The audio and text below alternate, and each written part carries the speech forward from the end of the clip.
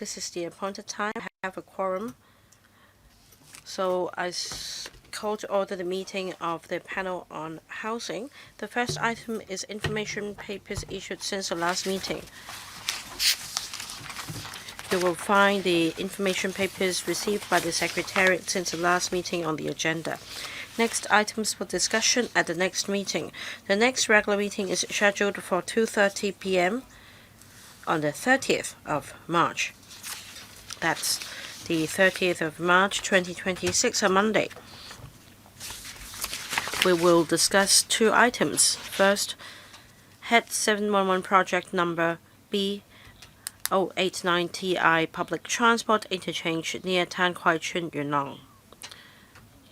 Two, measures of the Hong Kong Housing Authority to support the needs of elderly residents. Members, any views on the proposed item? I see none. All right. Item 3.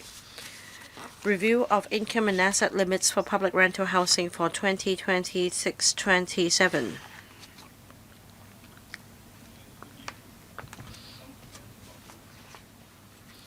Let me welcome the administration to our meeting. We're joined by Ms. Charmaine Lee, Permanent Secretary for Housing, Ms. Estrella Zhang, Deputy Secretary for Housing, as well as Ms. Sherry Yang, Assistant Director of Housing Department. Members, if you want to speak, please press the Request to Speak button. I will ask the administration to walk us through the paper. P.S. We'll do so with the PowerPoint. Thank you, Chair. Thank you, members.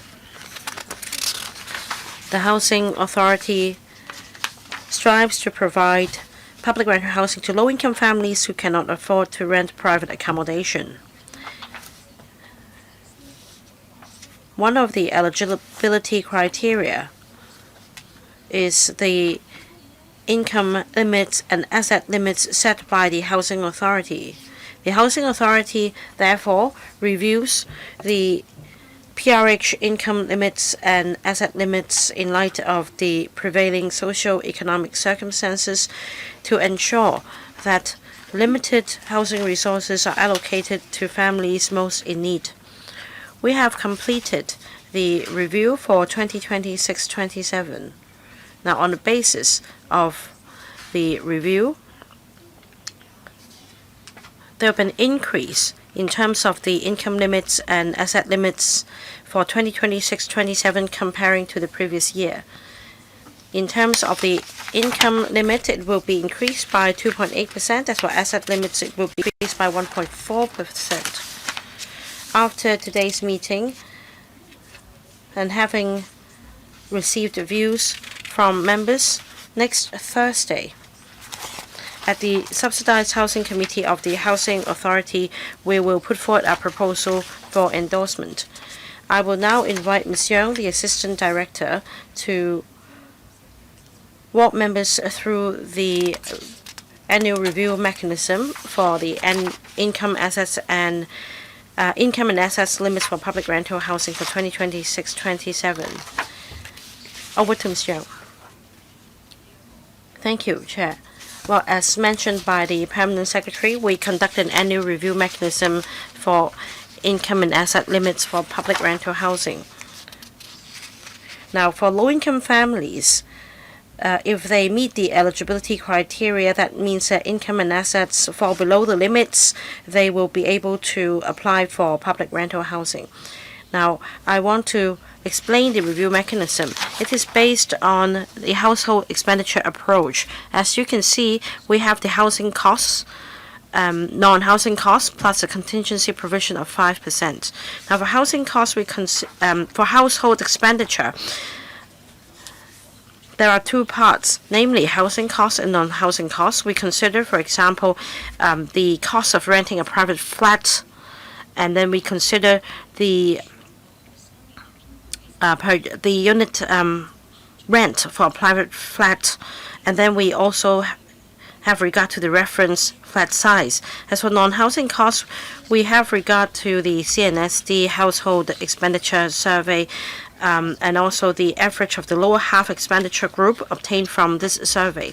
And we will exclude non-elderly singleton families as well as households with no income at all, because they tend to provide lower figures. We also have regard to changes in the consumer price index, and that is the CPIA, or the change in the nominal wage index, as the income factor. Now, we consider the nominal wage index because the nominal wage index comprises wages for non-managerial or non-professional levels, including technical, clerical, service workers, those in the catering and the retail industries, and cleaners, etc. And these people tend to apply for public rental housing. So we will base our assessment on the nominal wage index, and we'll take the higher number. And I'd like to take the 3-person household as an example to explain the result of this year's review. As you can see, per unit rent in the private sector is $378 for a 3-person household. That's up by $9, and also reference price.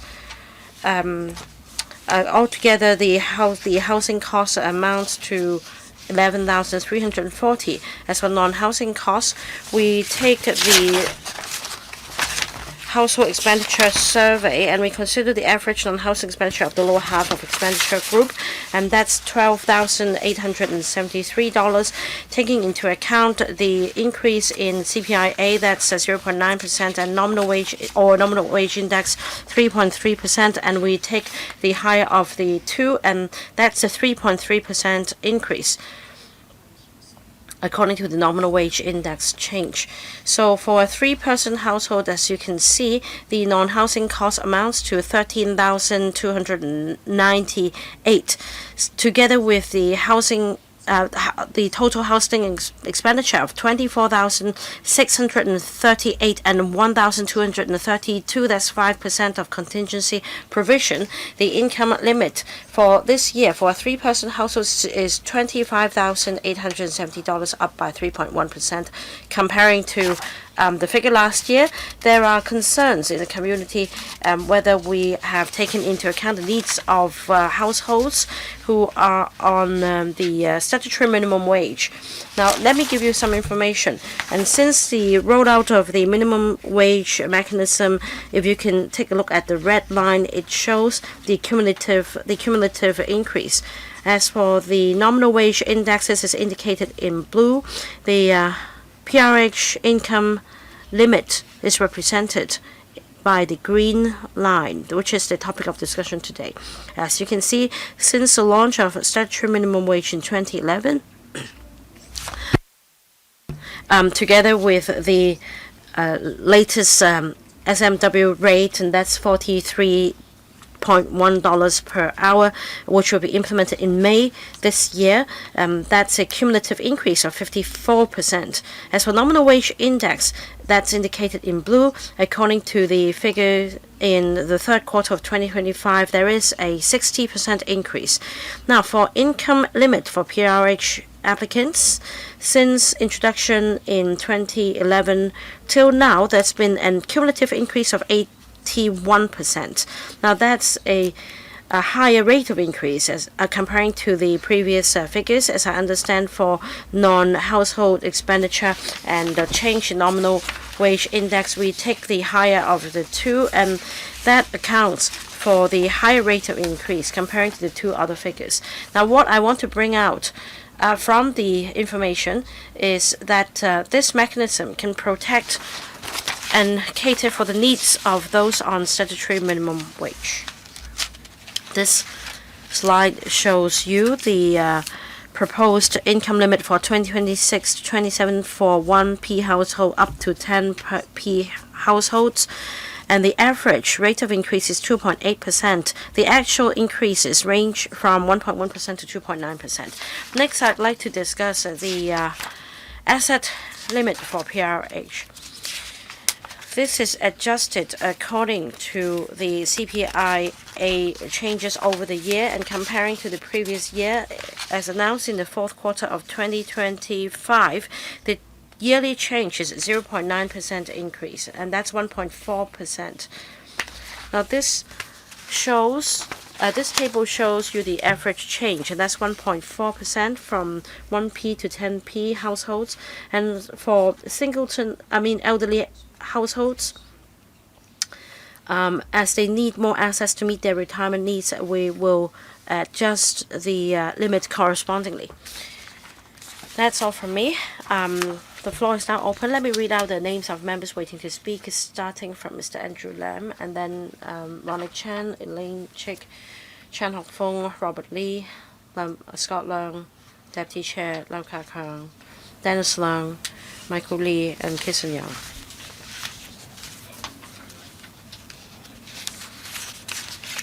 I'll give each member 4 minutes question and answer. Mr. Andrew Lam will kick off. 2 questions. First,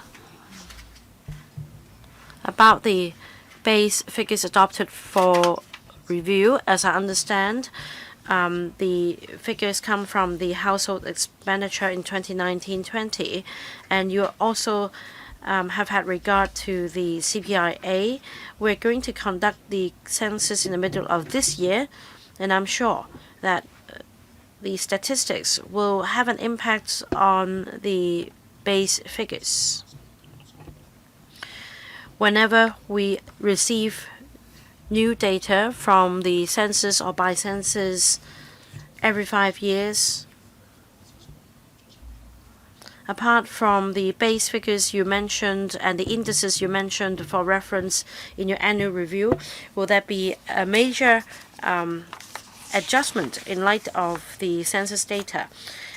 Second question is this. According to this year's budget, resources will be allocated for the CNSD to improve their data collection mechanism. I'm not going to comment on the accuracy of the indices concerned. I just wonder whether there'll be a more precise approach adopted in assessing the applications for public rental housing. Now, that's another question. We have 150,000 non-owner households in Hong Kong. That's 30%. So, judging from this figure, I'd say that the demand is keen. Of course, we haven't taken into account their asset situation. Our demography is changing, and we are further integrated into the Greater Bay Area now. In light of the demographic changes and changes in socioeconomic circumstances, will there be some new thinking in relation to the demand for public housing in Hong Kong? Right. P.S.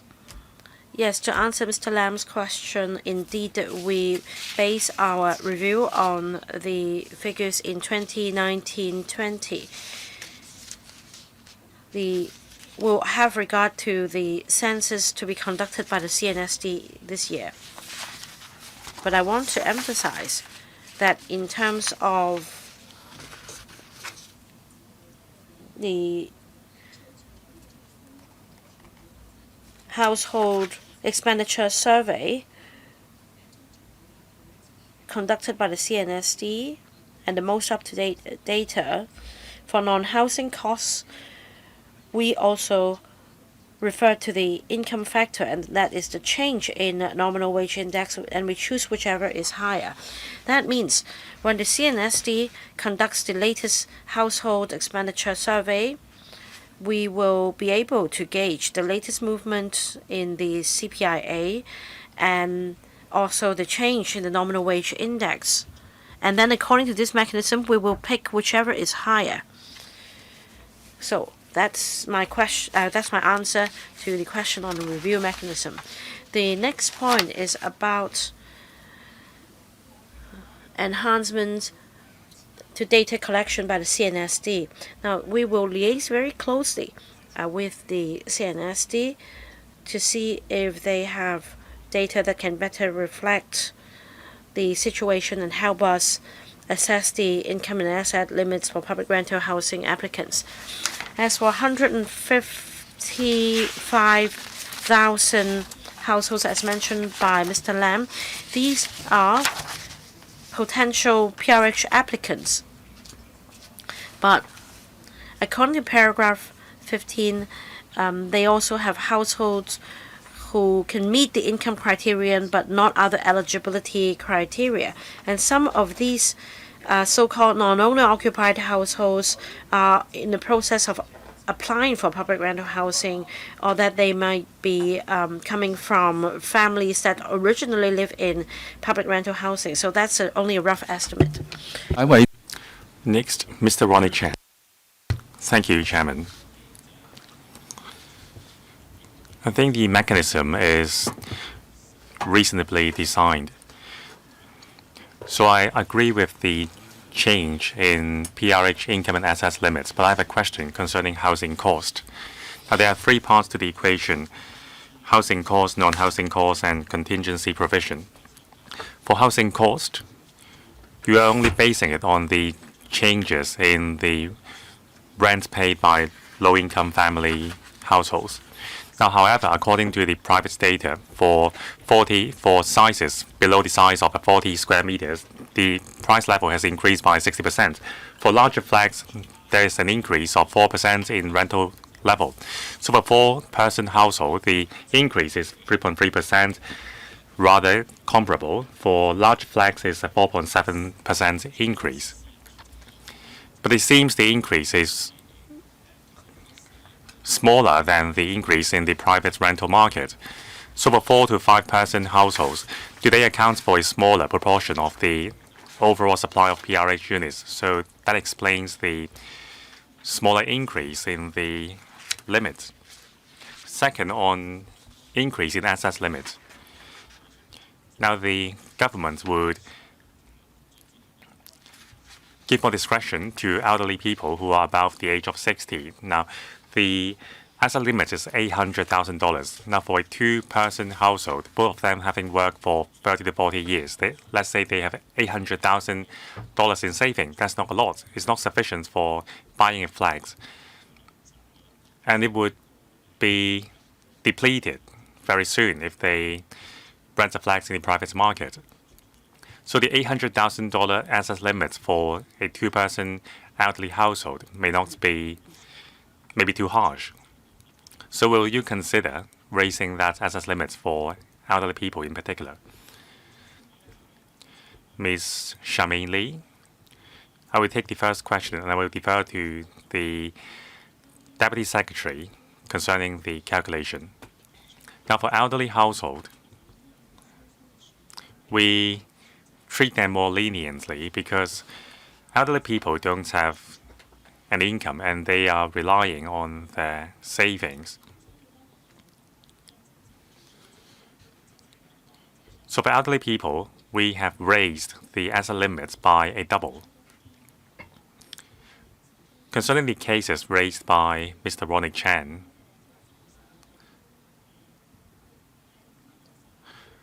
well, at this moment of time, we will not consider these scenarios because we need to allocate our PRH resources to the most needy families. For elderly couples who have more than $800,000 in saving, they may not be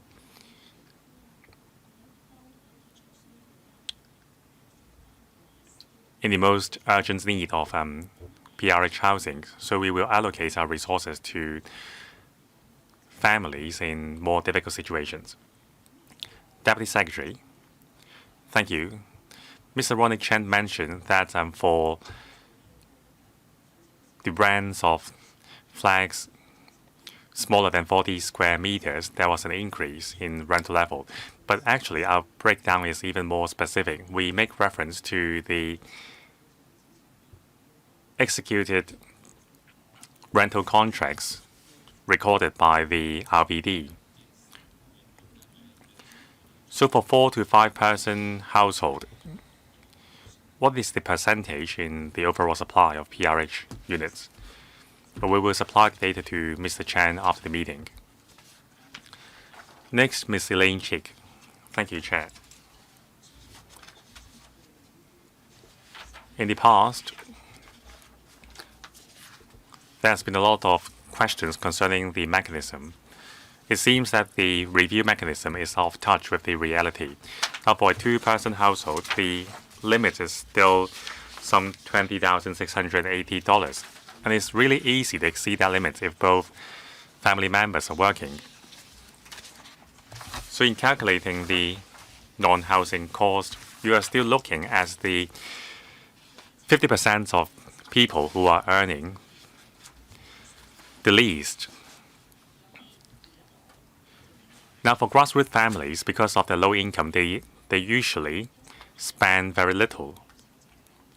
And nowadays, there are a lot of spending, like tuition fee for children and transportation costs. So it seems to be a little bit off touch. And you are basing your equation on the average. But sometimes the average is lowered by by the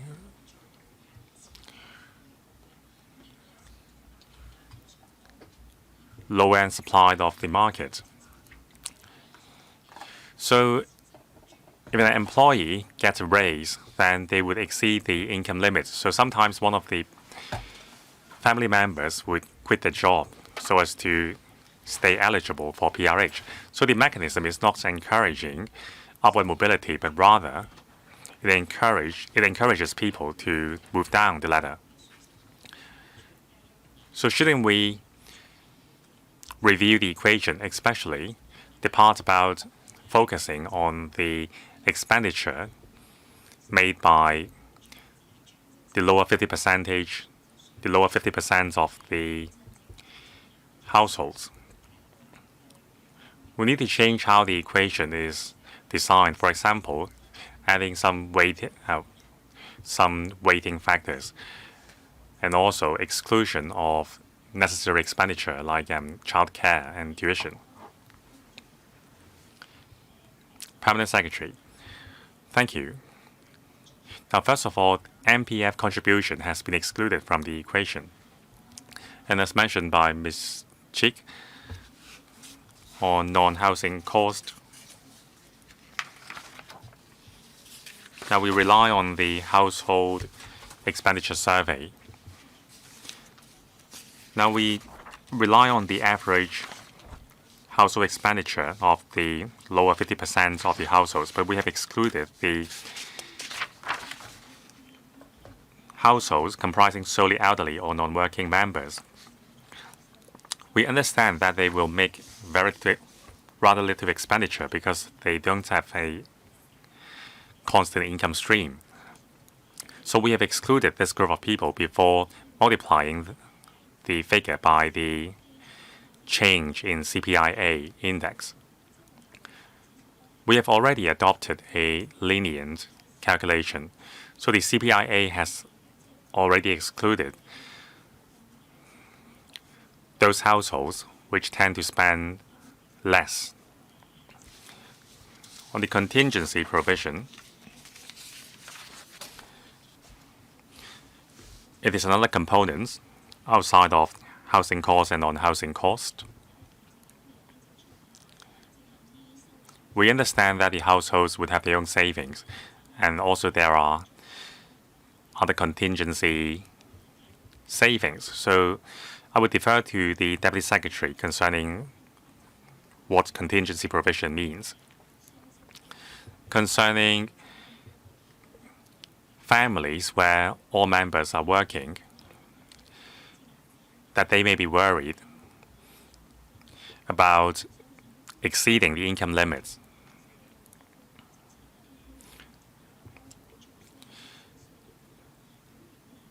Now, our PRH policy focuses on helping the people with most need.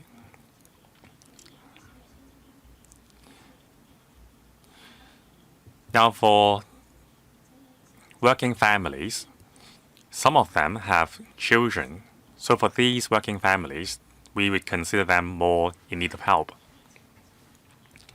Next, Mr. Chan Hock Fung. Thank you, Chairman. The objective of the mechanism is to ensure that grassroots people can be allocated with PRH units with reasonable rents. But if we are raising the income limits and access limits, it may cause an exponential increase in the number of applicants. Now, previously, there were worries about our supply not catching up with the demand. In the next few years, however, there will be a great increase in supply. So shouldn't we conduct an overall review to further relax the income and access limits so that more grassroots people can move into PRH units? Now, second, I'm doubtful about a figure. Page 4,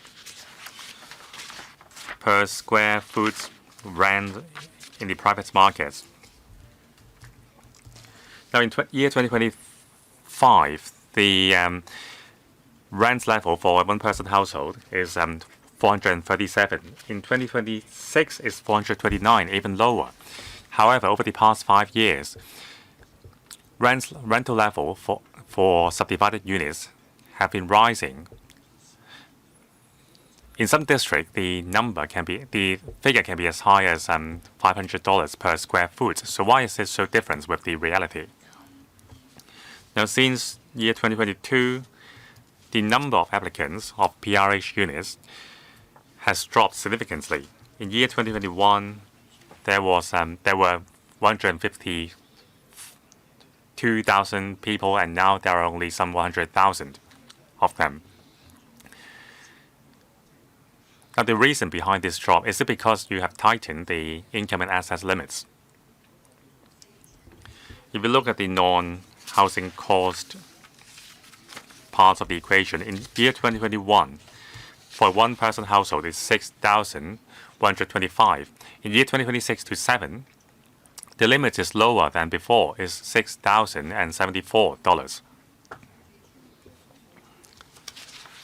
It shows that there is a great drop in non-housing costs for the households. It is very different from the real picture.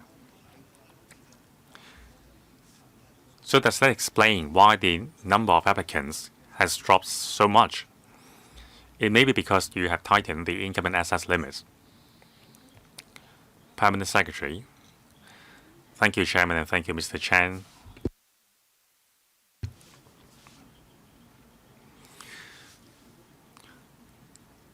No matter where we set the income or access limits, there are bound to be some people who are made ineligible.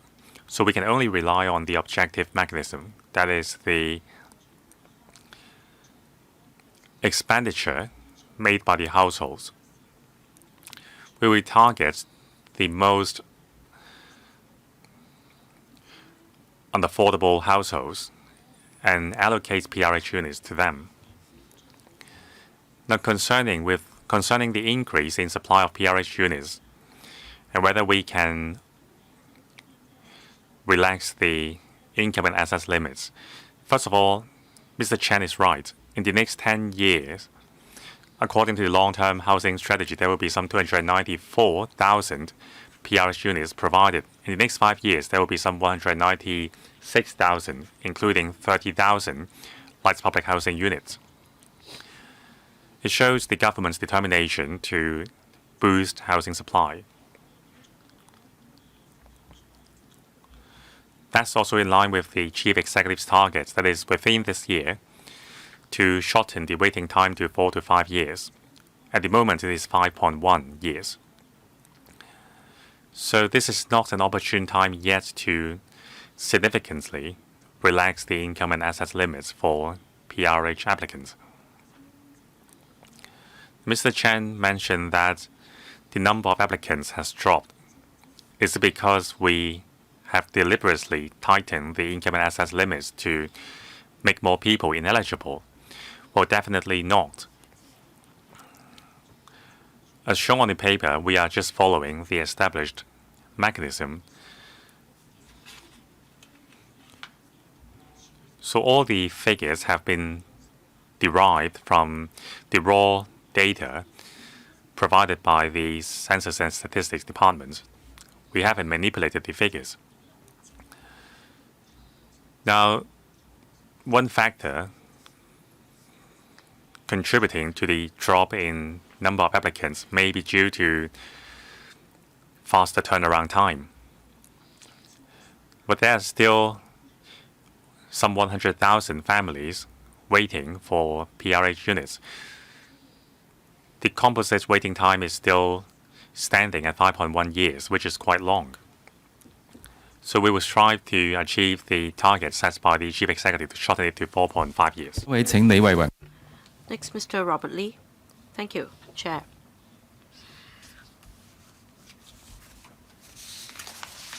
We're discussing the PRH income and asset limits review, and they will be increased by 2.8% and 1.4% respectively.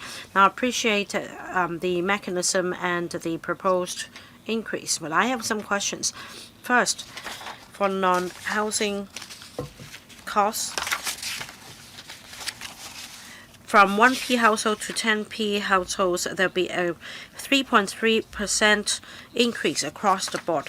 Now, for housing expenditure, however, for 1P household, the change is actually the change is actually down by 0.9%. And for 5P household, it's 4.7%. So that's quite a difference here. Can you explain the difference in terms of housing costs for different households?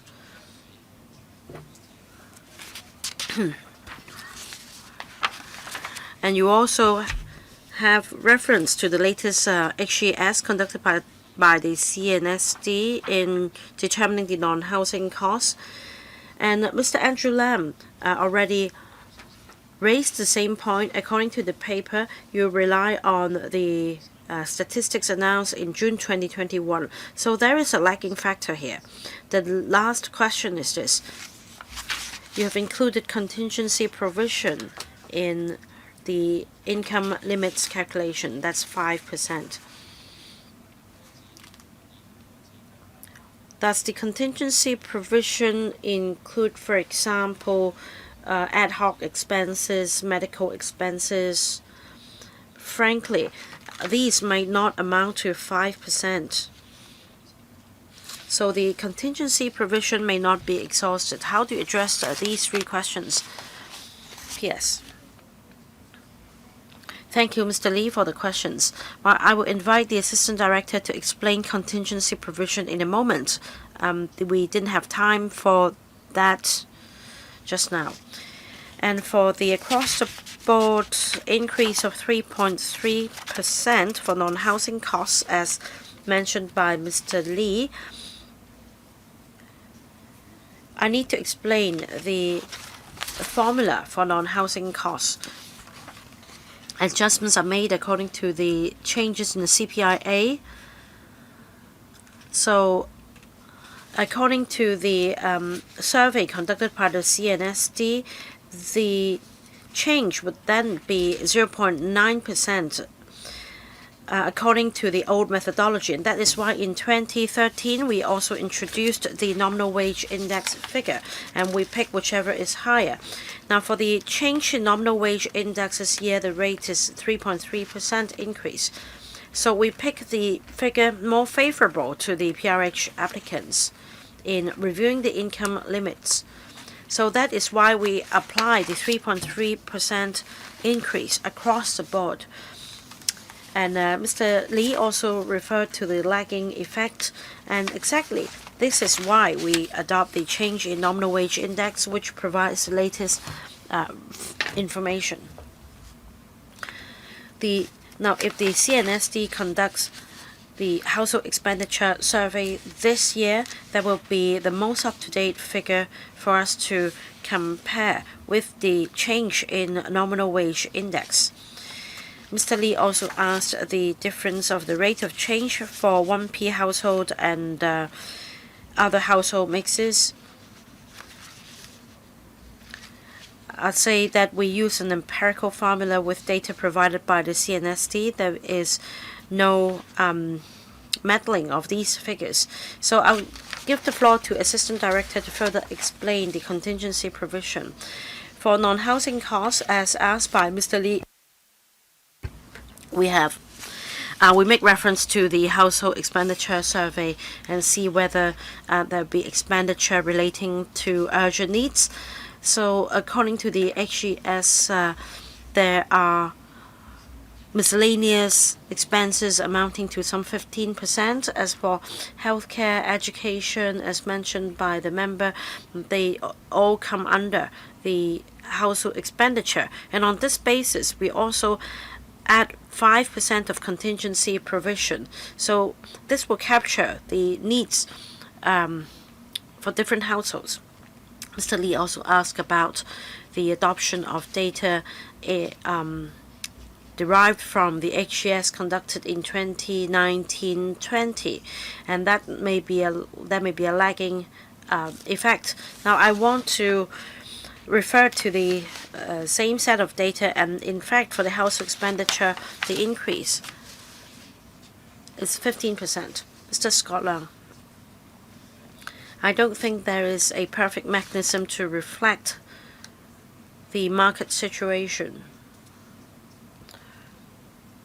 We want to rely on the mechanism to strike a balance and do our utmost to cater for the needs of grassroots so that they have the basic housing protection. So when it comes to the review of the income and asset limits for PRH applicants, we often refer to the minimum wage, and that will have an impact on whether they apply for public rental housing or whether they have the incentive to work. Now, for the one-person household, as we understand that there is an increase of $40 for minimum wage. There is an increase of $1. So let's say if I work for some 22 days or 21.75 days, and I work 8 hours a day, that means I receive $176 more for my monthly wages. And that's a high rate of increase comparing to the increase for 1P household in this mechanism. So this rate of increase for seems to be greater than the increase in statutory minimum wage. But what is happening in reality is that the increase in minimum wage rate may not catch up with the income limits rate of increase. So on top of referring to the change in nominal wage index or the CPIA, can we also include something else to make sure that we have a safety net for the grassroots?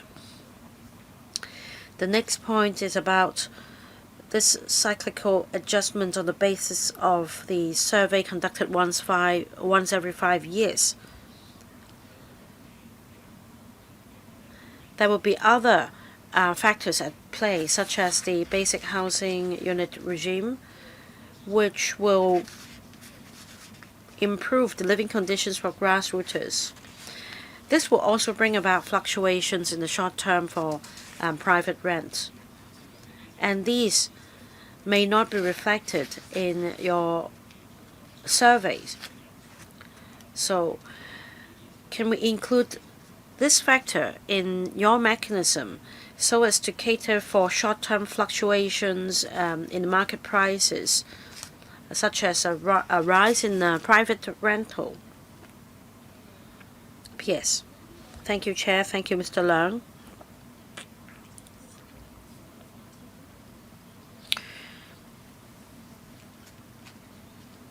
Now, this mechanism is based on income. And Mr. Leung, as well as other members, already asked whether we can better cater for the change in the statutory minimum wage rate. Let me go back to the slide. And if you take a look at the red line, this is actually the statutory minimum wage rate. And if we compare that with the income limit for PRH applicants, we fare better than the statutory minimum wage adjustment. We need to be careful in adjusting the mechanism because the approach is to include both housing costs and non-housing costs in the household expenditure. Now, we make reference to the data provided by the CNSD, and I'd like to explain to Chairman or members that we do enhance the mechanism to better reflect the market situation. In the past, we had regard to the figure collected by the CNSD in the last quarter of the year as the base of calculation.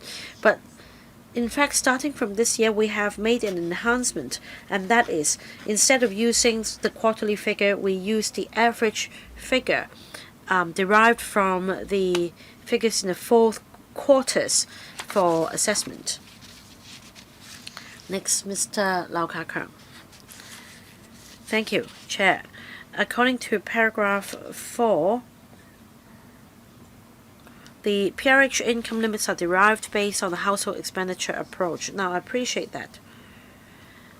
In terms of the waiting time and the vetting process, however, I want to know whether there is any room for improvement. According to the administration's information, the average waiting time for a PRH applicant is 5.3 years. And the vetting process will, in the vetting process, the applicant's monthly wages will be used as a basis of assessment. This may not reflect the situation of the whole household and across the whole period of 5 years of waiting. Because should there be any fluctuation in the wages, the eligibility criterion may not be met, and this may deal a great blow to the PRH applicant. In fact, whilst a PRH applicant is waiting for approval, he may as well give up any promotion prospect or give up on OT pay because of the eligibility criteria. I want to ask the administration whether there is information on the cases of this nature. Because of changes in bonus payments or double pay arrangements, their cases got rejected.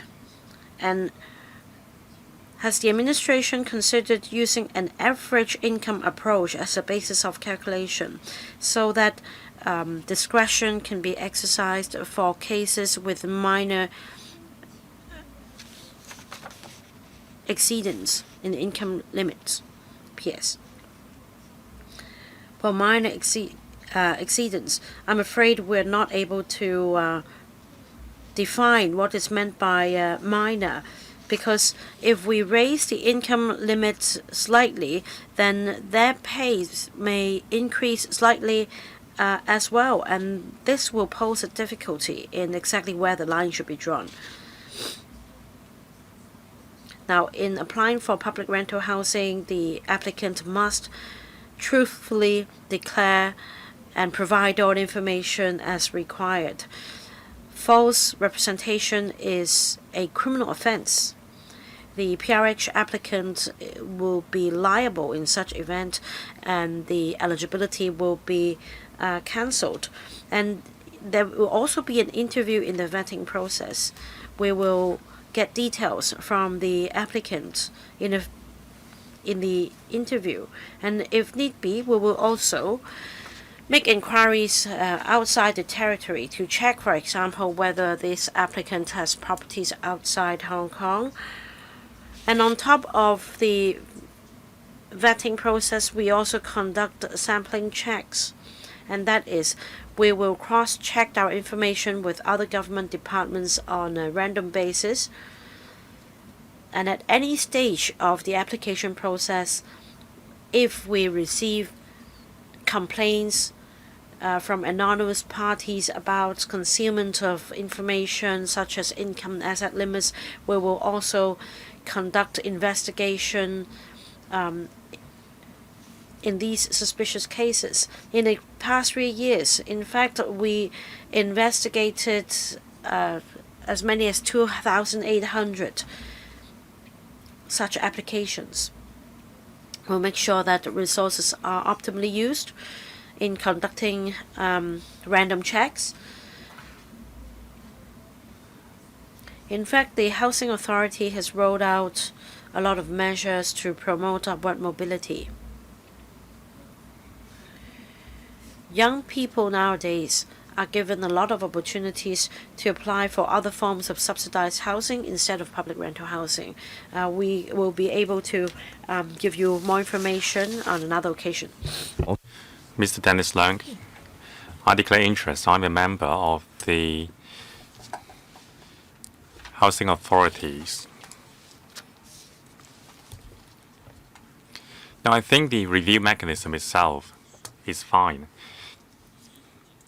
However, the figures adopted by the mechanism has been on the low side right from the start. That is a fundamental issue. Now, the statutory minimum wage is just a safety net. It shouldn't be used as a reference point. Now, you are adopting the higher index between CPIA and nominal wage index. So what we should be seeing is that the increase in income and asset limits should exceed that of the change in these two indices, but that's not the case. Now, in last year, the minimum wage for an employee in a government contractor is $53. Now, for a two-family household, the combined wage would be $22,048, exceeding the limits of $21,768. So to offer help to this group of low-income people, we need to adjust the income limit upwards to help them. At the same time, there is a shortage of labor supply in the markets because a lot of PRH applicants would stop working if they worry that their income would exceed the income limit. So it's not just the FTU. The business sector is also complaining about the shortage of labor supply. It would undermine the government's efforts to boost the economy. So the housing authority should design separate equations for different families, say working families with children.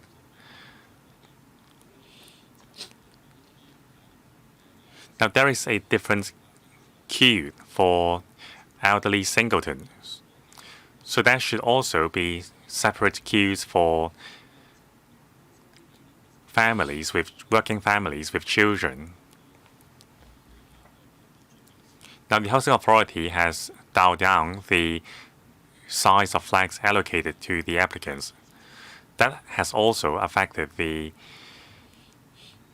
allocation situation.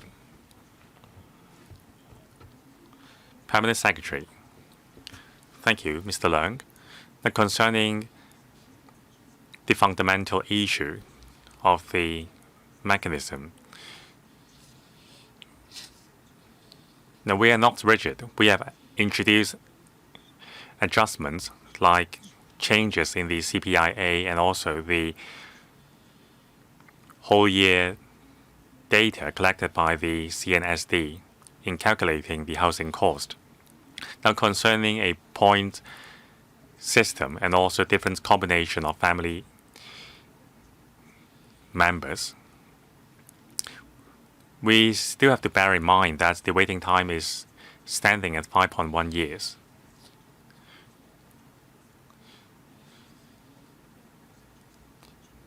Now, actually, we have a lot of motivation measures to encourage applicants to move upwards along the ladder.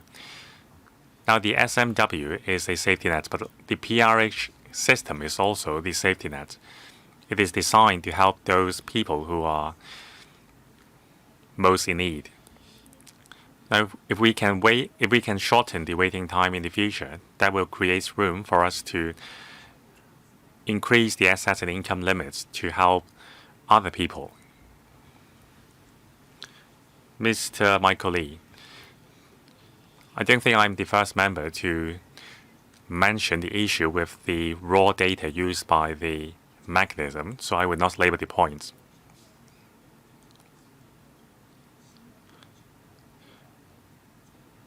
Is your objective to help people move upward along the housing ladder, or are you encouraging people to take part-time jobs and accept lower wages?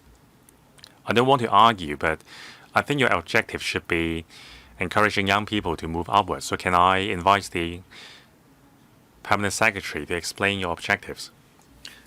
Thank you very much for the opportunity. So I will now invite the Deputy Secretary to explain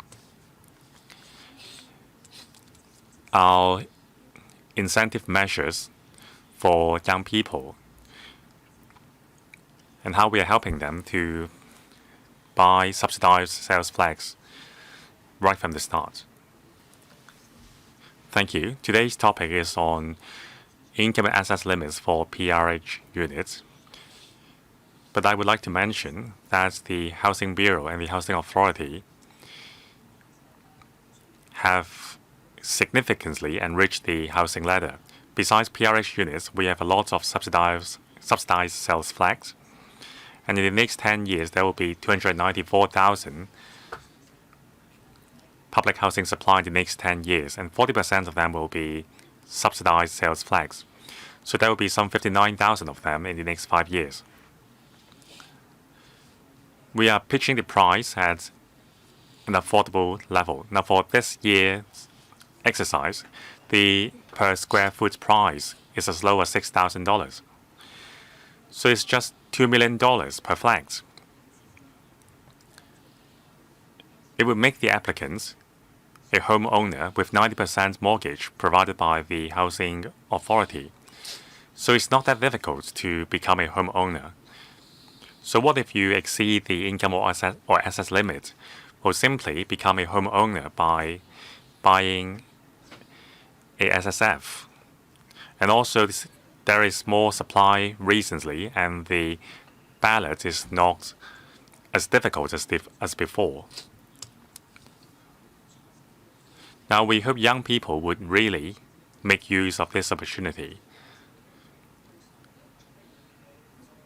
PRH allocation is not the only way out. So for young people below the age of 40 years, we would provide an extra ballot number to them. Now, for the secondary white-fall markets, there are 7,000 quota places, and 2,000 of them are set aside for people below the age of 40. So there are lots of measures to help them skip the rung of PRH on the ladder and to become homeowner directly. Chairman, I agree that PRH is not the only way out. But I think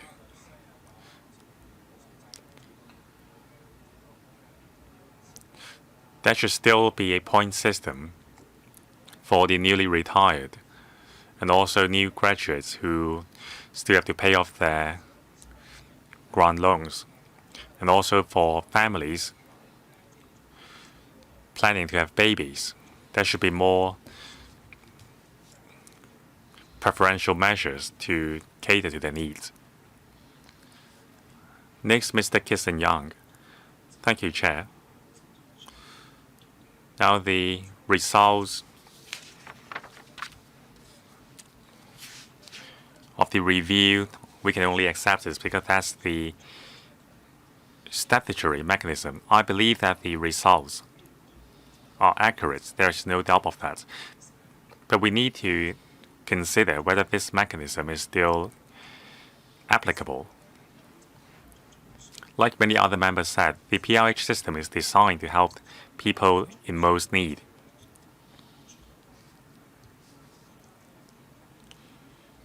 But like the Permanent Secretary said, for a 3-person household with 2 working parents is $25,870. That's the total income for the family of 3.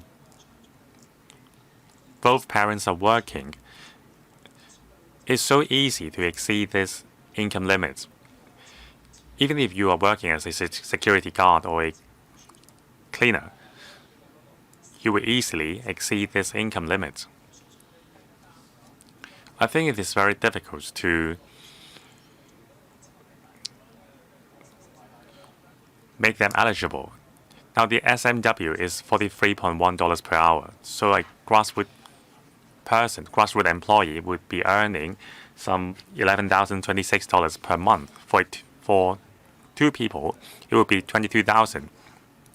So the income limit for a 2-person family is $20,680. Now, whether you take a job as a security guard or a cleaner or a clerk, even if you pitch the job salary as $13,000, no one would take the job because if you rent a subdivided unit, it's $4,000, and then there would be a substantial portion of your salary going to food. So $13,000 is not sufficient for this kind of expenditure. I believe that no one would be interested in such a job, given the living costs in Hong Kong. Now, with the significant increase in future housing supply, we need to review the mechanism. And according to many PRH applicants,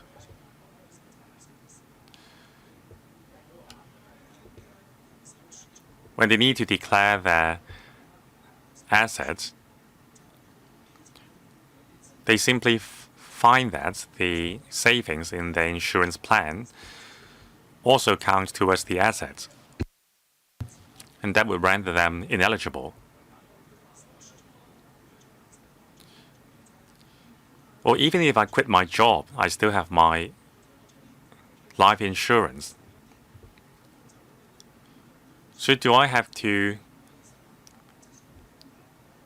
deplete my assets in order to stay eligible? That's really not people-friendly. So we need to review whether our mechanism is able to help needy people. We need to help them stay eligible. Permanent Secretary. Thank you, Mr. Yang, for your views.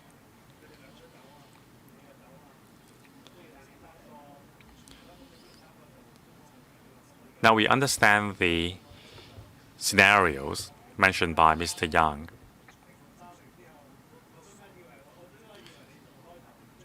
Now every family situations are different. The number of working hours, the number of working days are different.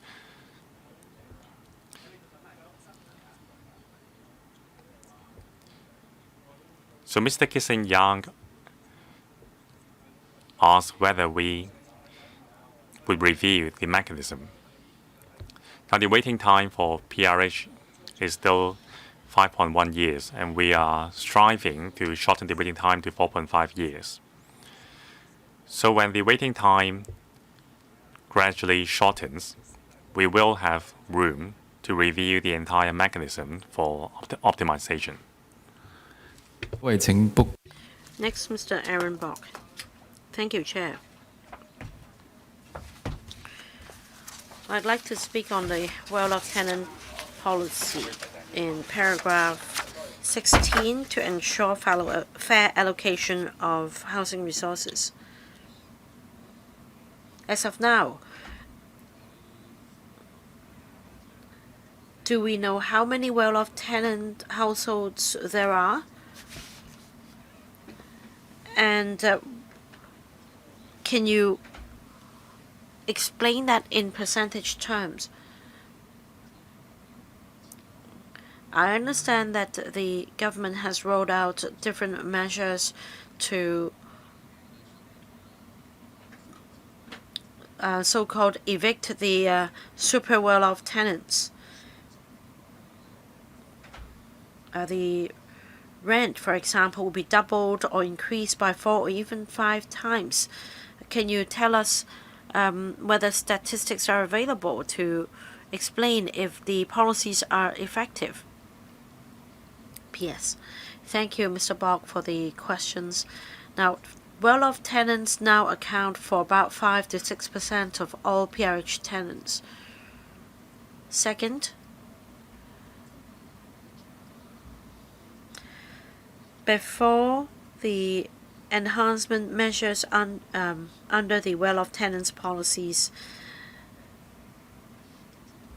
if my memory serves me right, there are about 9,000 households recovered under the well-off tenants policies. Now, for the latest enhancement measures, they were endorsed by the Housing Authority in March last year. Now, for example, if the income limit is exceeded by 1 to 2 times, the household will need to pay 1.5 times of rent, or up to 3, or if you exceed the limit by 3 times, you need to pay 4 or 5 times the rent. Now, we just started the new measures in the new declaration cycle. We have yet to see the result, but I'm sure that in due course we'll be able to make an announcement. Thank you, Mr. Bok. Mr. Mark John would like to speak as well. I would now give the floor to him. Thank you, Chair. Now, I find this mechanism acceptable, but I also think that in the future we should have a full discussion about the mechanism and the flexibility that should be allowed, because I came across this case. This applicant has been on the list for 4 or 5 years. All of a sudden, the father passed away, and that each of his children got, say, 1/4 of the title of his property, and all of a sudden, because of the inheritance, this applicant became ineligible for public rental housing. Now, I think we should have a discussion on flexibility under the mechanism as quickly as possible. Of course, I appreciate that the government seeks to provide help to the most needy families, and I'm concerned about well-off tenants policies. I hope that there will be an automated mechanism to tackle the abuse of public housing resources. For example, if there could be automatic cross-checking with data of the R&VD, so that you can expeditiously find out those who are actually ineligible for public rental housing. We have 2 million people living in public housing. I think that there should be an automated mechanism to check the asset limits. Well, about abuse of public housing resources is not actually the topic of discussion today, but let's see if they'd like to take this question. We do have this mechanism. The Housing Department and the R&VD have jointly established a mechanism so that the systems can connect, and we'll be able to find out if the PRH tenants have properties outside Hong Kong. and in such an event they will become ineligible and they will be asked to move out. Mr. Zhang also asked about the well-off tenants policies. Now, as I explained just now, last year in March, the Housing Authority approved the enhancement measures to tighten the criteria under well-off tenants policies.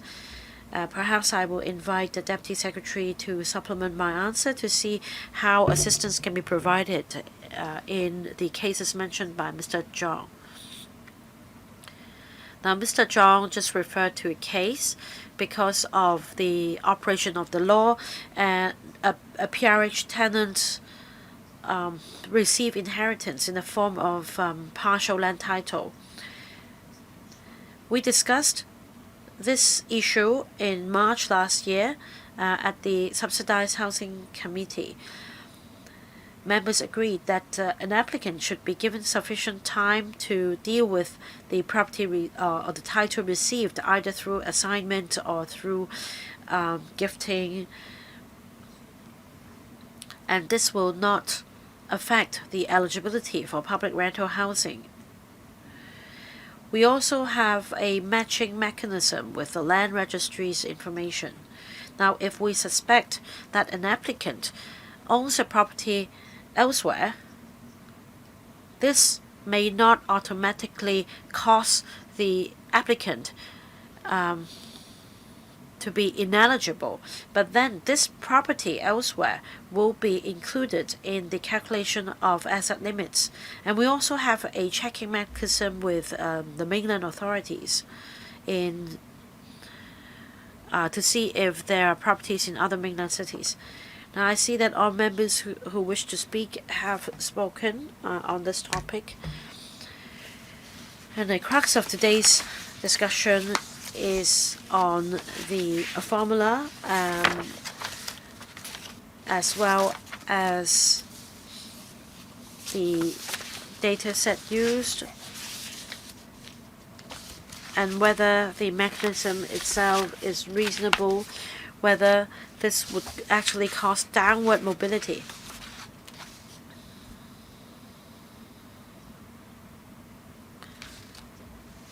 Some members have asked the administration to review the mechanism when time is right.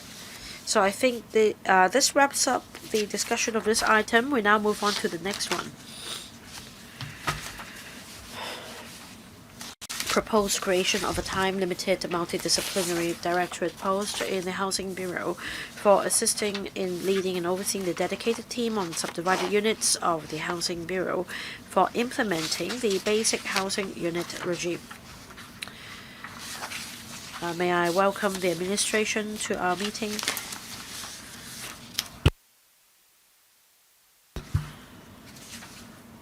We're joined by Ms. Winnie Wong, Deputy Secretary for Housing, Mr. Jason Chan, Principal Assistant Secretary for Housing, Mr. Chi Chiu Ki, Senior Building Surveyor of Housing Bureau, and Mr. Simon Zhang, Assistant Secretary of Housing Bureau. So, welcome to our meeting.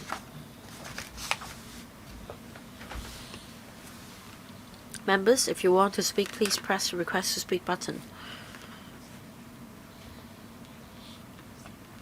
I will invite the administration to give a presentation first. Thank you, Chair. Good morning, Chair, members.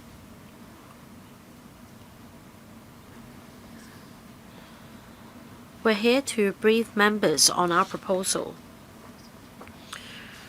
And that is, we propose to create a time-limited multidisciplinary directorate post in the dedicated team on subdivided units of our Bureau. I'd like to thank the Legislative Council for passing the Basic Housing Unit Bill last year. This will come into effect on the 1st of March this year, and we have a lot on our plate.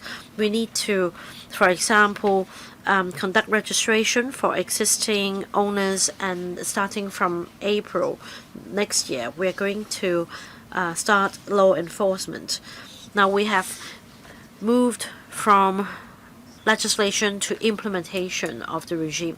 We need a multidisciplinary directorate post to lead this dedicated team. Now, in the following, I will invite my colleague, Mr. Chan, to walk us through the paper through this PowerPoint presentation. The current term government is determined to tackle the long-standing, big and difficult problem of substandard, subdivided units.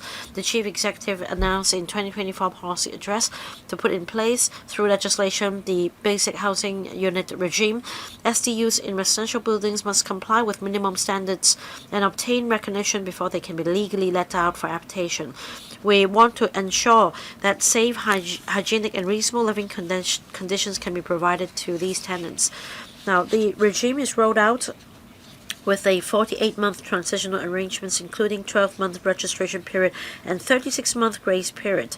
This allows reasonable time for owners and operators to be tied over in a gradual manner. Now, we have a simple registration application procedure, and starting from the 1st of March this year, we accept applications for recognition, and we also provide early bird reduction or waiver or on application fees.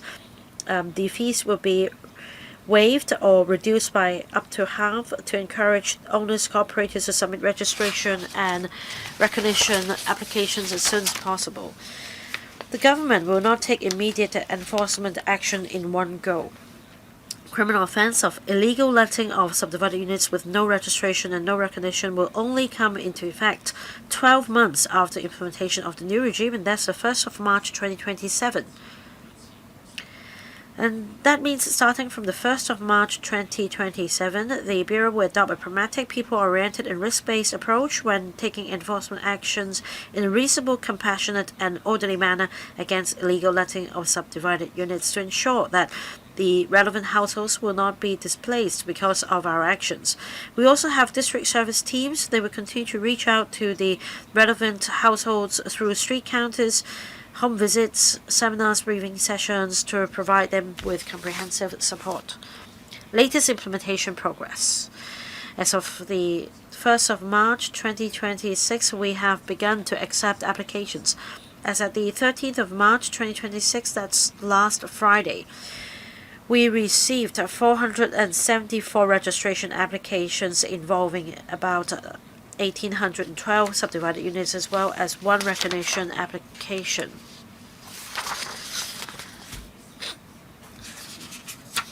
And since the introduction of the bill, to passage of the bill, we have been organizing and joining briefing sessions, professional training, activities, etc. And we explained to and exchanged views with about 6,000 participants.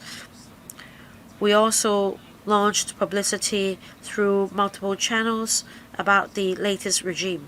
We help stakeholders understand the latest requirements. For example, we launched TV API, TV specials, and radio API. We also published advertisements in newspapers at MTR stations and bus stops. Current staffing. Through integration and redeployment of existing manpower, the Housing Bureau has set up a dedicated team on subdivided units since early 2024. This team is overseen by the Deputy Secretary for Housing Special Duties and led by the PAS for Housing Special Duties 2. Now, members may wish to note that this PAS for Housing Special Duties 2 is a time-limited post. It was created for 3 years from the 1st of April 2025 to 31st of March 2028. There are 4 units under the dedicated team, namely Policy Unit, Administration Unit, Registration and Recognition Unit, and Enforcement and Prosecution Unit. Starting from 2026-27, there will be 18 time-limited non-directorate posts involving administrative, professional, and executive grades. These colleagues will be responsible for different aspects under the regime and provide support services to the dedicated team. Staffing proposal. We propose to create a time-limited multidisciplinary directorate post in the Housing Bureau. And that's DPS appoint 1 Chief Officer Subdivided Units for about 5 years from the date of approval by the Finance Committee until the 31st of March 2031 to assist in leading and overseeing the dedicated team in processing registration and recognition applications, planning strategically for inspections, enforcement, etc., handling complaints, providing training to specified professionals, estate agents, property management, etc., engaging owners, tenants, and stakeholders on an ongoing basis, and taking forward publicity and education activities.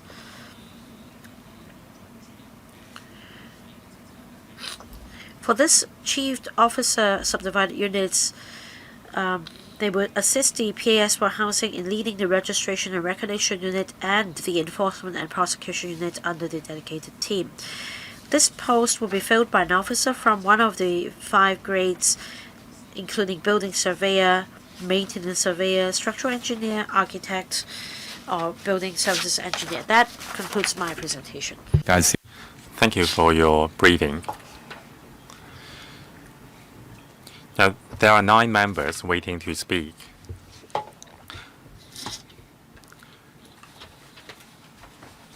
They are Mr. Lau Ka-keung, Ms. Judy Chen, Elaine Chick, Mr. Vincent Zhang, Ms. Kwok Foo-yung, Deputy Chairman Mr. Scott Leung, Dennis Leung, Mark Chong, and Aaron Bok. So 4 minutes for each member.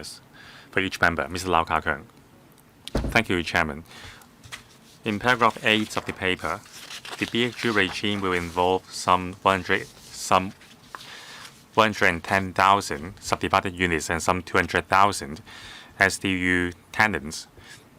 The burden is heavy, and the team really needs a directorate leadership. So I support the creation of this post.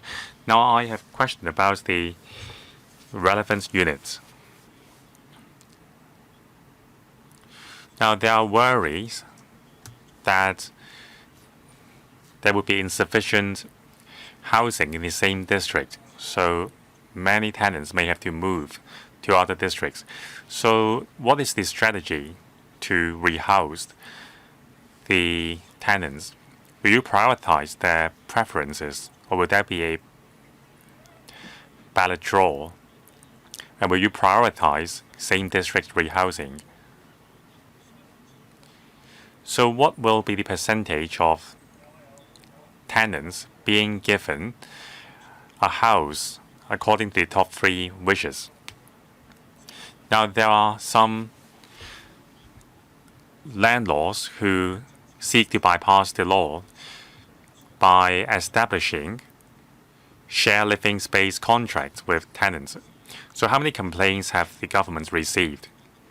Now, for these operators who seek to bypass the law, will the engagement team prioritize enforcing the law on these lawbreakers? Now, will the government establish an online platform and provide recognition and awards to those landlords who are complying with the law? So we have only received some 0.3% of landlords who submit for recognition of their flags. So will the government provide more incentives like early bird discount to encourage early recognition?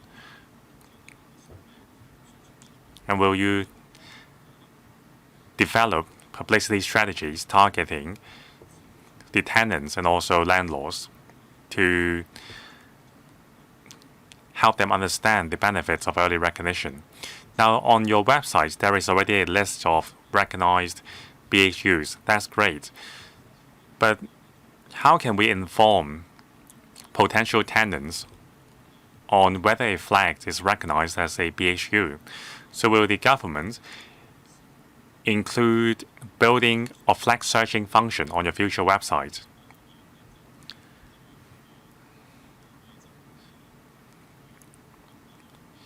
So Mr. Lau Ka-keung focused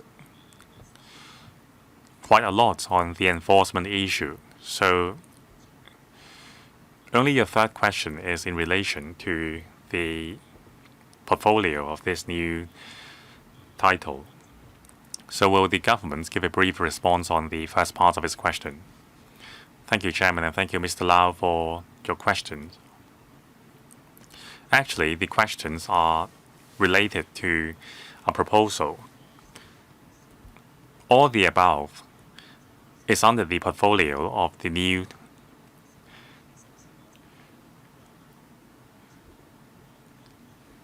Chief Officer.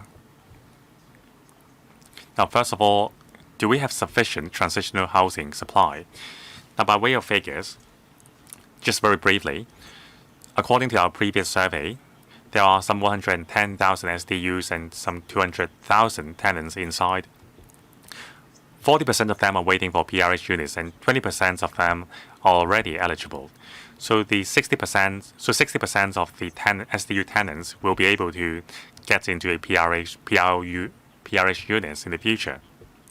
For the remaining 40% who need to move out of their substandard housing, we do have sufficient supply in terms of transitional housing. In urban areas, there are still some 500 vacant transitional housing units available for intake. And we also have light public housing units available. So these resources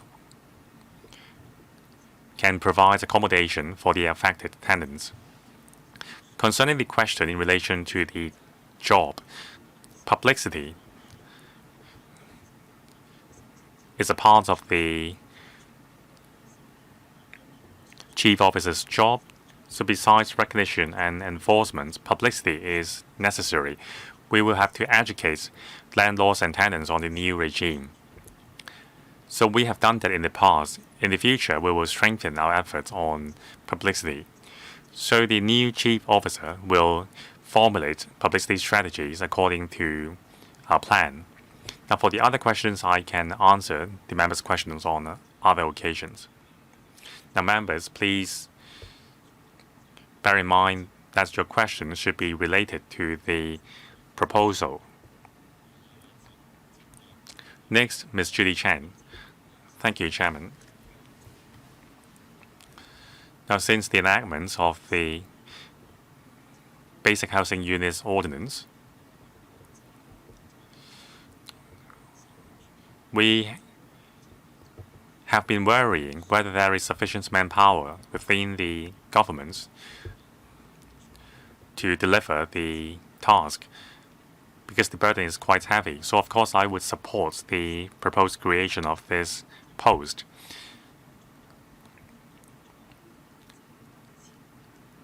Now, there are 18 different aspects to this job. Now, one of which is advanced preparation for the delivery of the regime. Now, the post will only come into existence after the approval given by the Finance Committee. So I wonder whether there is enough time for advanced preparation. And will you conduct public recruitments for the post? Now, according to the private market, all the talents have been taken away by the government. So will there be external or public recruitment exercise for this job? So that's the two questions I want to ask. Permanent Secretary, Deputy Secretary. Thank you, Ms. Chen, for your question. Now, one of the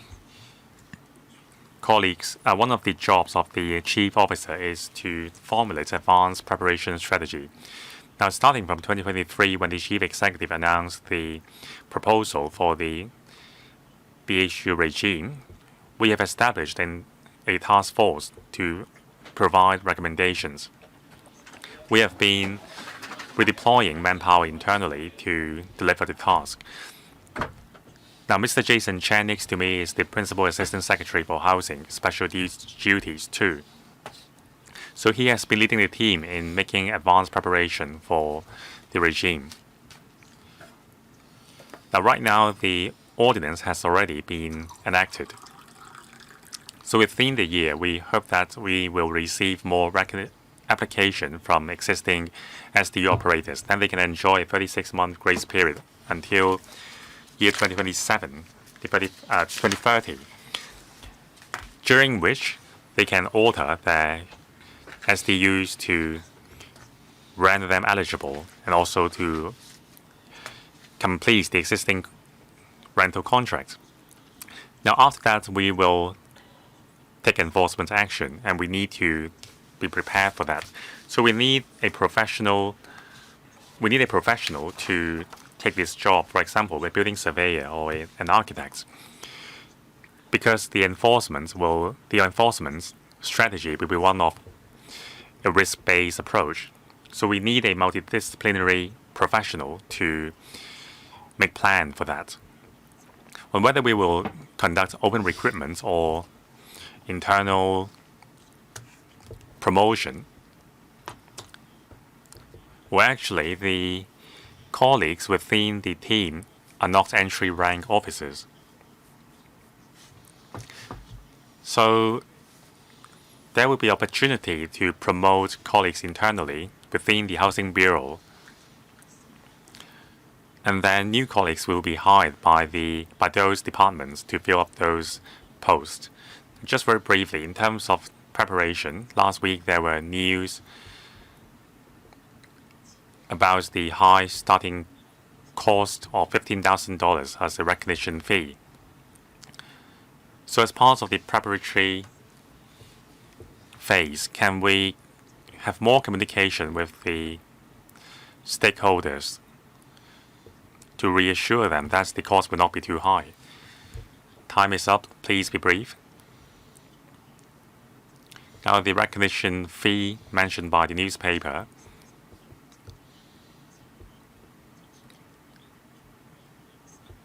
is the cost for hiring a professional to compile an audit report. Now, depending on the condition of the flags, the cost may be cheaper if the condition is well. So please be reassured, we have been communicating with the several professional institutes. Now, these professionals have a social responsibility, and they have assured us that they would charge a reasonable price for an audit fee. Next, Ms. Elaine Chig. Thank you, Chairman. I would like to thank the task force on tackling the issue of subdivided units for your efforts so that the BHU regime has been implemented starting this month. Now, 1% of the total number of subdivided units have already been registered, so that's great. So we hope the number will rise with time, and we agree that we need to have sufficient manpower for taking the regime forward. However, since we are talking about public funds, we need to be prudent in post creation. Now, early last year, the Housing Bureau has applied for the creation of the post of a Principal Assistant Secretary for 3 years. Now, this proposal for the Chief Officer, the term is 5 years. So it's 2 years longer than before. Considering the government's fiscal position, the public may think that we need to be prudent and set the term at 3 years. So if the Housing Bureau can give us more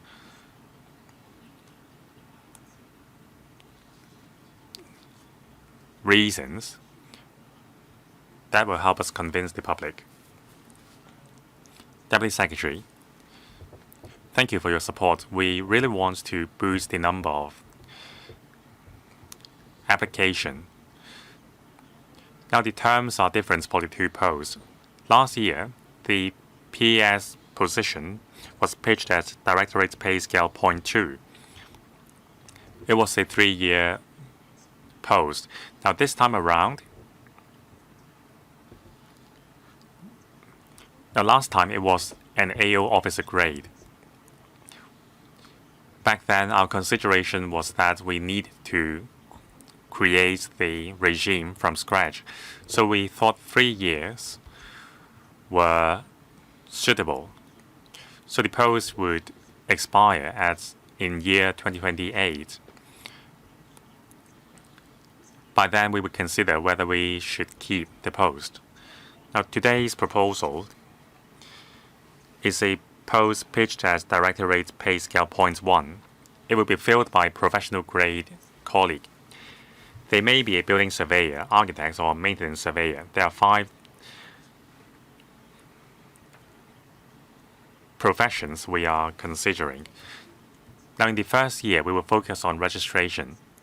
After that, the landlord will have 4 years' time until year 2030 to make the alterations needed. Now, if the Directorate Pay Scale Point 1 post only lasts 3 years, then the post will expire before the end of the grace period. By then, the task force on tackling the issue of subdivided units will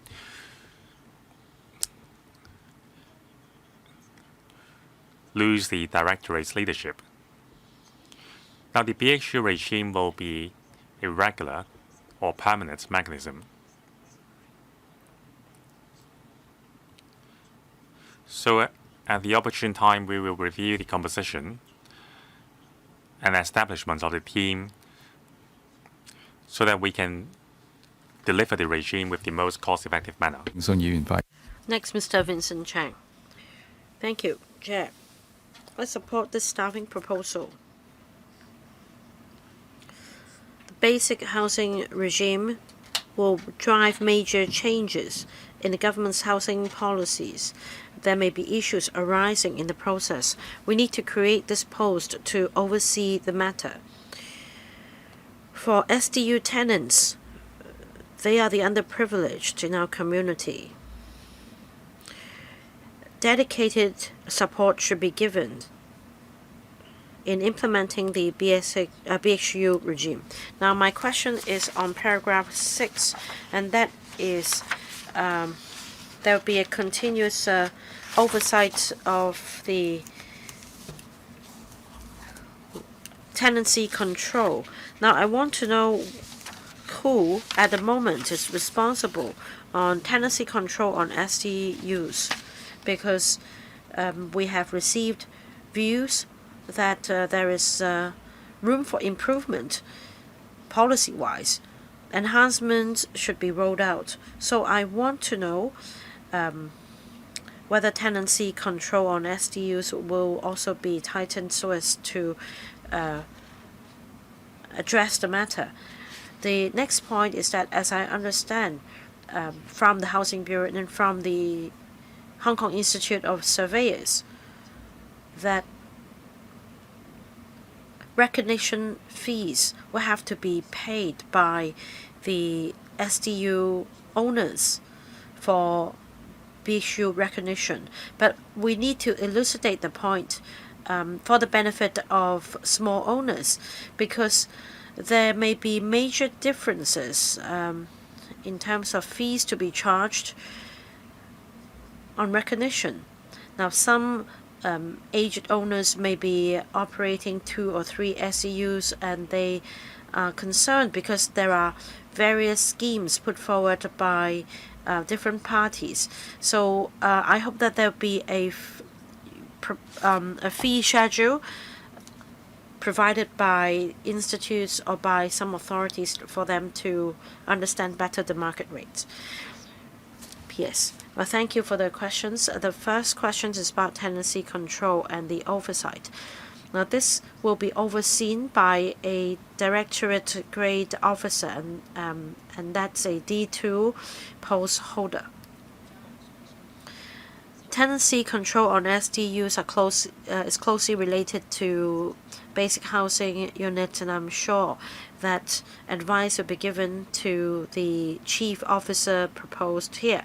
At the moment, the tenancy control on SDUs is overseen by this D2 post holder. For individual owners, the member asked for more information in relation to alteration works and how much they should be charged. For example, in fact, we have received views from members previously, and we are working on it.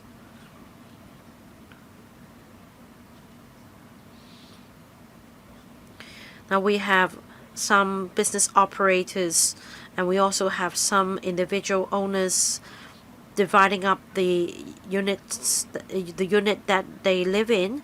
They may let out one of the subdivided units. So we have owners and operators of different nature, and we work with different district groups in providing support to them.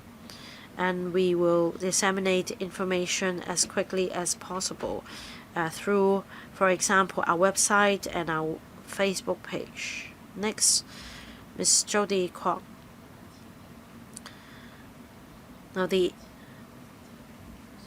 registration for BHU started on the 1st of March, and on numerous occasions, the Secretary has led her team to explain to our community members. So I am in strong support of the arrangement, but then there are issues to be addressed, especially ad hoc ones. I'd like to ask questions in relation to this proposed post. According to my observation, non-local students may rent a subdivided unit. Now, because of insufficient hostel places, they may turn to private accommodation. The SDU rent tends to be on the lower side, but with poorer living conditions. These students are not eligible for public housing or transitional housing. So in the face of the implementation of the new regime, rent for SDUs or BHUs will go up, and this may further widen the demand-supply gap. In fact, according to recent media reports, some owners have begun to call their units student hostels instead of subdivided units, so as to circumvent the control of this regime. So my question is whether this multidisciplinary directorate post will be responsible for studying the issue. For example, in light of the demand for university hostel places, whether there will be measures to increase the supply of youth hostels or student hostels so as to help these students coming to study.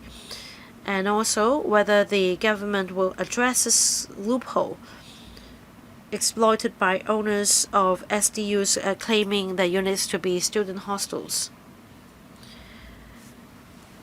Will there be a clear definition in the implementation process to address this loophole? Yes. Right, thank you, Chair. Thank you, Ms. Kwok, for the question. The question is on non-local students, their accommodation needs in Hong Kong, and also whether this post holder will conduct the relevant study to draw up relevant policies. Now let me explain the following. If you live in a unit that is subdivided, and if two or more such subdivided units are let out in this flat, then the definition of a basic housing unit is met. And that means you need to meet the minimum standards of living conditions. If it's a shared space, if you call it a hostel of a private nature, it doesn't work. It's still defined as a basic housing unit, objectively speaking. And this chief officer will be responsible for enforcement policies. Starting from 2027, when we start to take law enforcement actions, we will take complaints, for example, for the so-called student hostels that are actually operating as subdivided units. They will be the subject of law enforcement. As for non-local university students and their accommodation needs, I believe the relevant departments and bureaus should conduct a careful study, and the Housing Bureau will provide full support. Next, Mr. Scott Leung, Deputy Chair. I support the establishment proposal. Basic housing unit regime is a major change in the housing policy in Hong Kong. This hinges on the welfare of 100,000 tenants. Housing is the top priority for our government. We also have a lot on the plate, starting from registration to recognition, law enforcement, inspection, rehousing. There is a need to create this post to lead and oversee the work.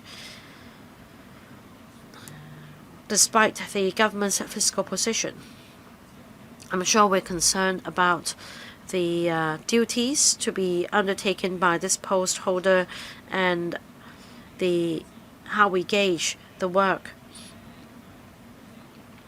For example, in this teething period, members may be concerned about the number of registrations, and that more is to be desired, but I'm sure that very soon more applications will be received. And also, for reference prices, we have made suggestions. For example, we can provide reference fee schedules to incentivize owners to conduct alteration works as quickly as possible. The next point is about enhancing the efficiency of processing applications, performance indicators for inspection and law enforcement. Will there be KPIs? For example, impact on tenants. The basic housing unit regime strives to improve the living conditions of tenants. Can this be reflected in, say, the registration figures and changes in private rent? We need this post holder to conduct coordination. My question is, will you come back and explain these matters to us to make sure that this establishment proposal is value for money? P.S. Thank you for the questions. Indeed, this D1 post will have a lot on the plate. Starting from this year,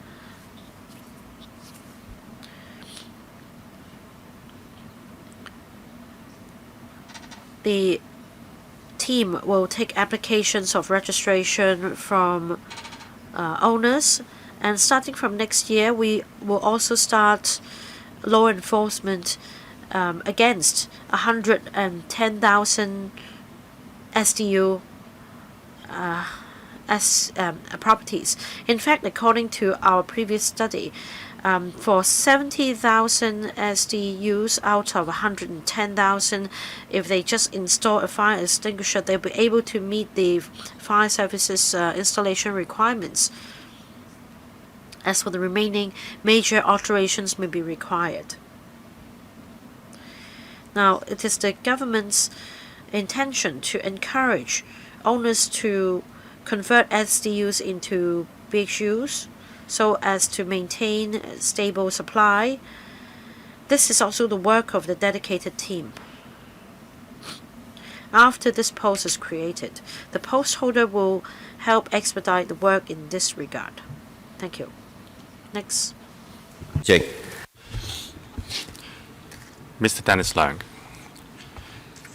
Chairman, concerning the proposed creation of this professional time-limited directorate post to lead the team in delivering the BHU regime, I'm supportive of this proposal.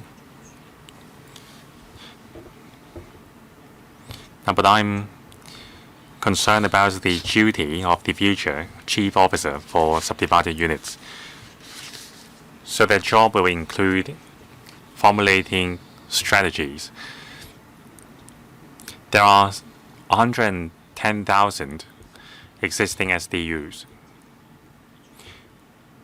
Now the government will conduct regular inspection on these subdivided units. So does the government have an estimation on the number of SDUs not going to be converted into BHU? Will you take stringent enforcement actions and enforce the law once irregularities are found?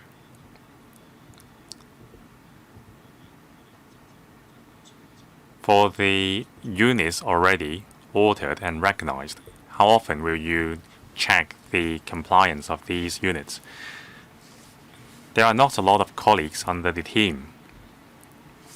So how can you ensure that the BHU ordinance is enforced so that all tenants are living in up-to-standard flats? Ms. Winnie Wong, thank you. Now, as shown in the PowerPoint, we will adopt a risk-based approach in law enforcement. There will be different phases. So starting from the 1st of March this year is the registration period. We encourage the landlords to apply for registration regardless of the conditions of the flats. Then they will enjoy a 36-month-long grace period until the 28th of February 2030, so as to give them time for alteration works and discussion with the tenants. So we only require information like the address and the number of subdivided flats in the unit. We charge no fee at all for the registration. So for the first year, we don't need a lot of manpower to handle that task. Now for the registration itself, in our design, we require a professional to compile an audit report. The professional will check for us whether the 8 minimum standards have been complied. So we will trust the audit report compiled by the professional. So we won't conduct an on-site inspection for each application, but rather we will do it randomly.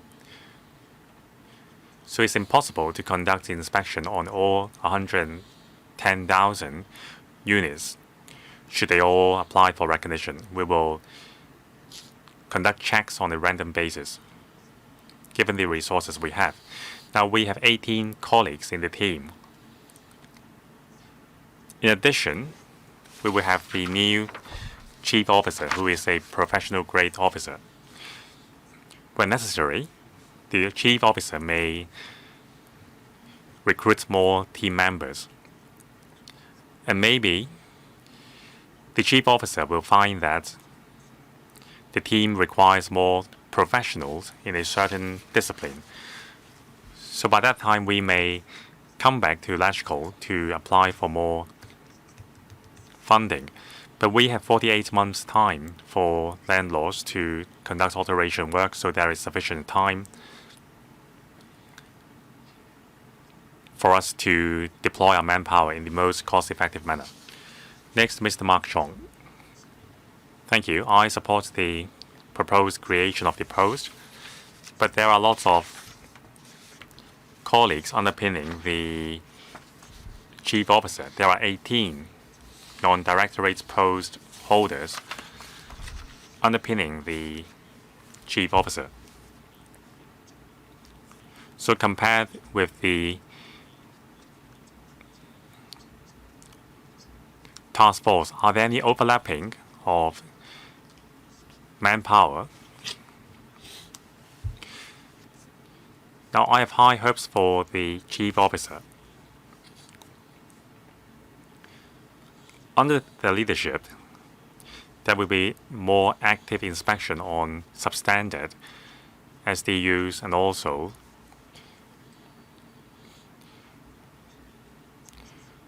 they should deal with the long-standing issues arising from SDUs. Now, some tenants have been evicted by their landlords so that alteration works can be conducted. Now, back then, when the rent control regime was implemented,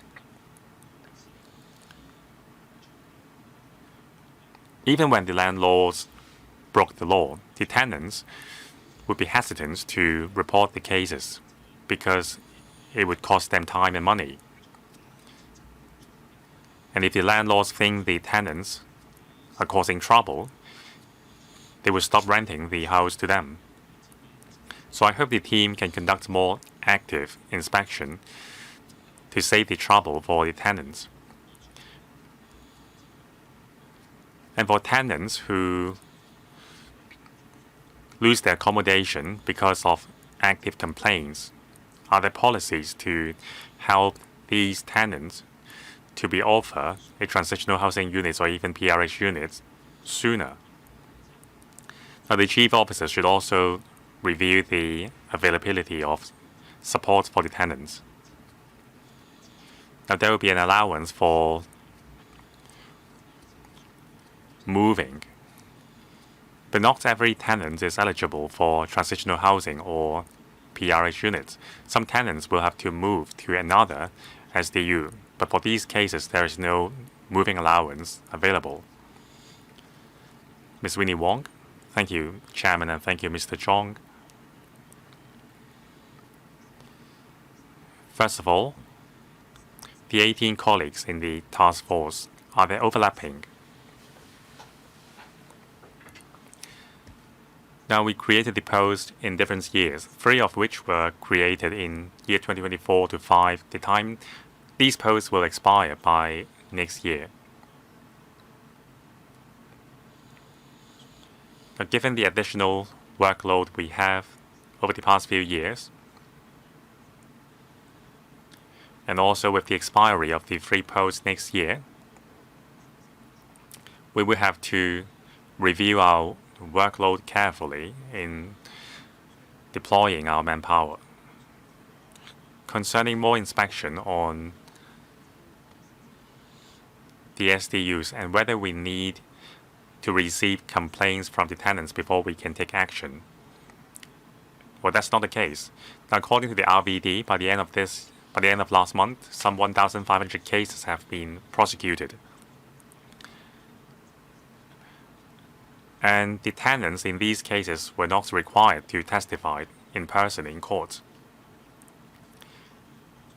So should tenants wish to provide us with evidence, they can simply reach out to the RVD. In terms of the moving allowance, among the 110,000 SDUs, 40% of the tenants are waiting for a PRH, and so in other words, 60% of the residents of the tenants are eligible for application of PRH or light public housing. So we will consider the case individually. Now, for cases where the tenants move after the expiry of the contracts, that's just normal market behavior.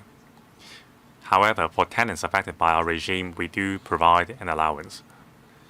Chairman, many tenants are forced to move to another SDU because of the regime, so I think the government is obliged to help the remaining 20 to 30% of tenants in terms of moving allowance. Maybe we can invoke the Community Care Fund. Thank you. Next, Mr. Aaron Bock. Thank you, Chairman. First of all, I support the creation of this post. basic housing units regime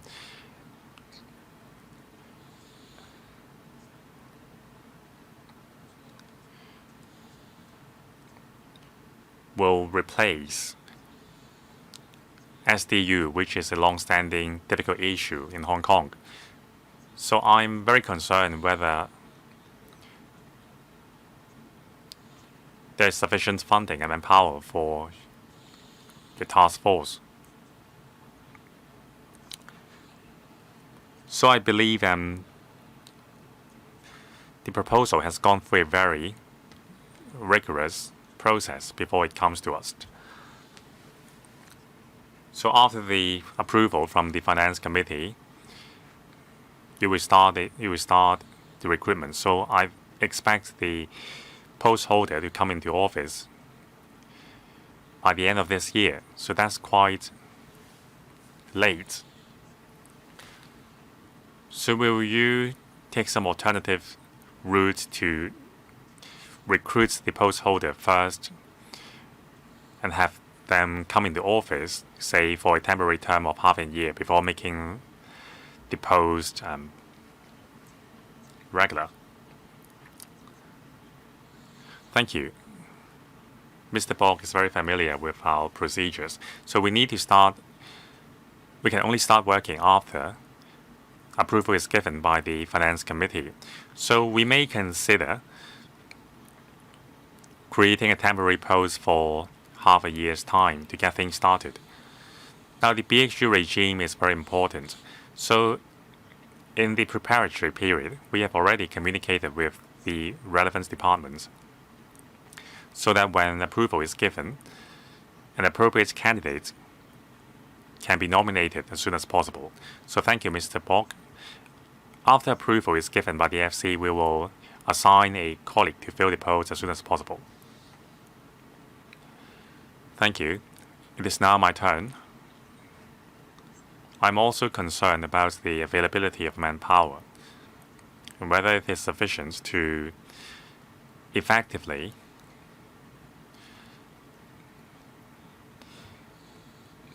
take forward the regime. Now, the task force is a 19-member strong team. So I would like to take this opportunity to ask the Deputy Secretary to reassure us that there will be sufficient manpower to enforce the law.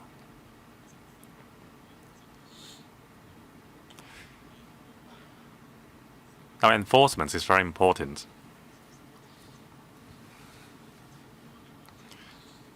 If the message we are sending to the public is that the government is not efficient in enforcing the law, then the law will be in vain. So we need to send a clear message to society that the government is capable of enforcing the law properly. Thank you, Chairman. The government is determined and is capable of dealing with the issue of SDU. But we also understand that this is not a simple task. There are 110,000 SDUs with some 200,000 tenants within.